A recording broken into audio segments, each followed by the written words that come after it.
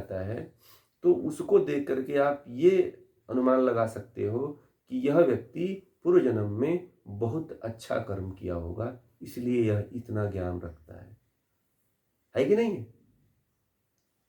यही ज्ञानी व्यक्ति तो यही अनुमान लगाएगा ना कि कोई अगर आपको ज्ञानी व्यक्ति मिल जाता है, तो आप यह अनुमान लगाओगे, क्या लगाओगे आप लोग? बताइए। आप यही अनुमान लगाओगे कि यह व्यक्ति कोई साधारण व्यक्ति नहीं है। इतना साधारण ज्ञान किसी आम इंसान को नहीं होता है। यह कोई बहुत ही ऊंचे कोटि की चेतना है, बहुत ऊंचे कोटि की आत्मा है जो इतना ज्ञान रखती है। ठीक है, बात समझ में आ गई? तो यह अनुमान के द्वारा उसके कर्म फल को देख करके आप बता देते हो। अगर आपके सामने कोई प्रत्यक्ष ज्ञानी आता है और ज्ञान आपको देता है, तो उस ज्ञान के परिणाम को देख करके अनुमान लगा सकते हो कि यह आत्मा जीवात्मा कोई साधारण जीवात्मा नहीं है। ठीक है।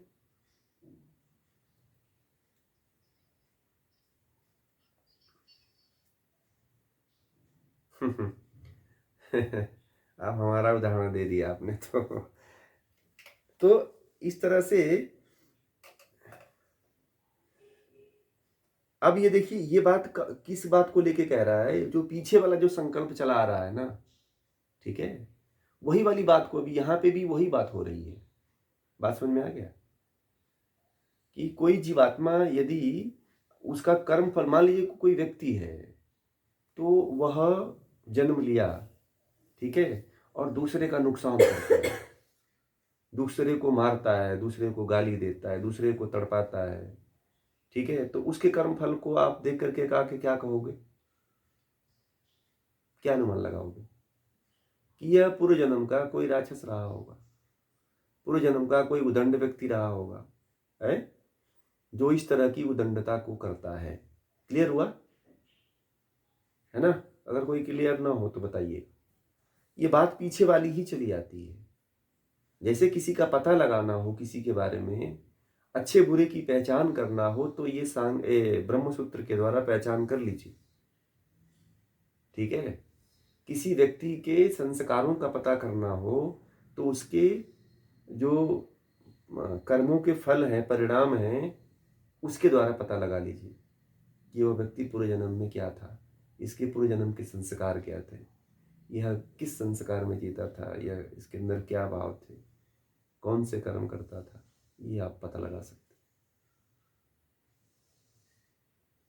ठीक है, अच्छे बुरे का तुरंत पता लगा लोगे कि ये व्यक्ति किस कोटि का रहा हो।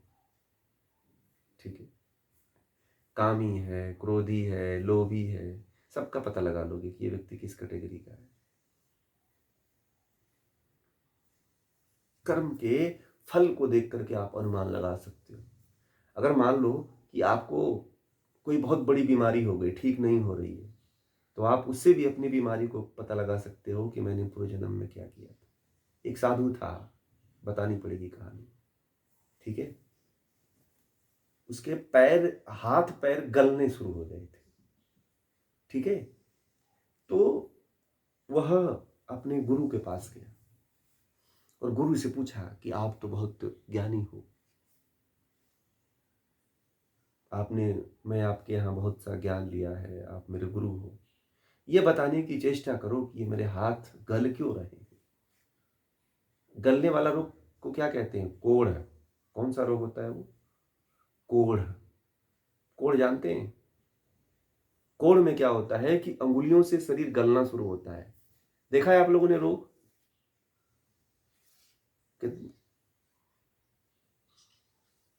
हाँ, कोढ़। कोढ़। तो उसका उसका मतलब यहां तक गल गया था, उस साधु का गलते गलते पूरा यहां तक गल गया था, पैर गल गए थे, पैर से चल नहीं पाता था, गलता जा रहा था। जिंदा रहता है परंतु उसके सामने उसका शरीर गल करके नष्ट हो जाता है, ऐसा रोग होता है। तो वह व्यक्ति जो है अपने गुरु के पास गया और गुरु से पूछा कि मेरा ये गल क्यों रहा है। तो गुरु ने कहा कि तो पूर्व जन्म में एक व्यक्ति को के साथ नृशंस हत्या किया था, उसको तू डेली काटता था, उसके एक एक अंगुल को तू काटता था। वह जिन उसको बांध करके रखा हुआ था और उस व्यक्ति को तू एक एक अंगुल डेली काटता था।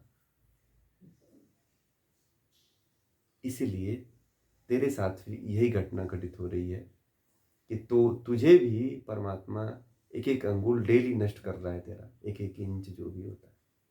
इसीलिए तू जितना उसकी बूटियां किया है उसी तरह से तेरा भी गलना शुरू होगा। इसीलिए कर्म कर रहे हो तो कर्मों के फल से डरो। ठीक है। तो गुरु की बात सुन करके बड़ा आश्चर्यचकित हो, कहा कि ये आप देख रहे हो, मैं क्यों नहीं देख पा रहा? तो बोले कि मैं तो देख साक्षात देख रहा हूं, क्योंकि तुम यही कर्म करके आए।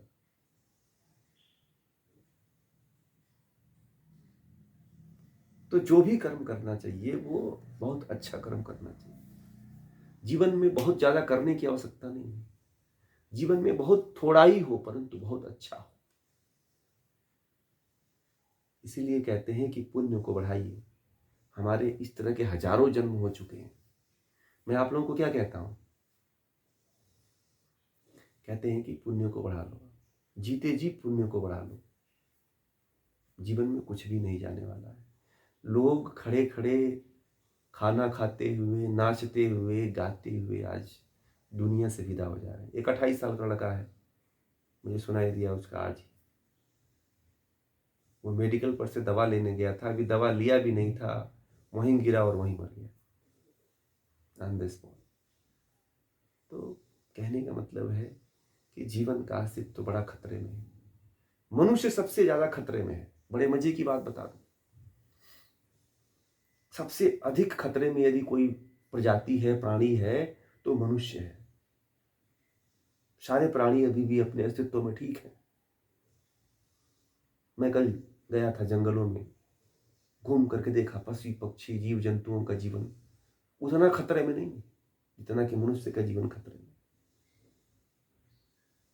मनुष्य उस प्राणियों से भी बदतर जीवन को जी रहा है। उसको लगता है कि मैं बहुत उच्च कोटि का जीवन जी रहा हूँ, बड़े ही समृद्धि का जीवन जी रहा हूँ, बड़े ही उत्तम कोटि का जीवन जी रहा हूँ, परंतु बहुत बड़ी भूल में है, बहुत बड़े अंधकार में है। जीवन को मैं बार बार यही कहता हूँ आप लोगों से कि जीवन में इतना कुछ कर जाइए कि यदि आज आपके अंदर से प्राण निकले तो कोई गम न हो, कोई दुख न हो, कोई पीड़ा न हो, मरने का कोई पछतावा न हो। इतना कुछ कर जाइए। ठीक है। दुख न हो आपको कि मैं मर गया तो फिर क्या होगा। कुछ लोग तो अपने बच्चों के लिए मर जाते हैं। ये मरना मरना नहीं कहते हैं इसको, ये तो कोई कर्म ही नहीं है, इसकी तो कोई गिनती परमात्मा नहीं करता है। आप केवल अपने परिवार के लिए मर गए तो लोग समझते हैं कि मैं तो अपने परिवार के लिए मर गया तो मैंने बहुत बड़ा काम कर लिया। परिवार के लिए मरना एक पशु के समान ही है। पशु भी अपने बच्चे के लिए मर जाता है, एक जानवर भी अपने बच्चे के लिए मर जाता है। नहीं, उसके लिए मत मरिए। उसके लिए मरने से कुछ नहीं होने वाला है।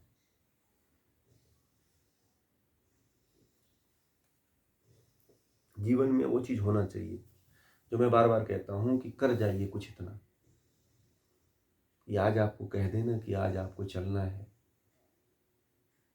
तो झोला लेकर के तैयार हो जाओ कि बस हाँ आज आते हैं, बस 1 मिनट का समय दीजिए, थोड़ा कपड़ा रख लेता हूँ बस।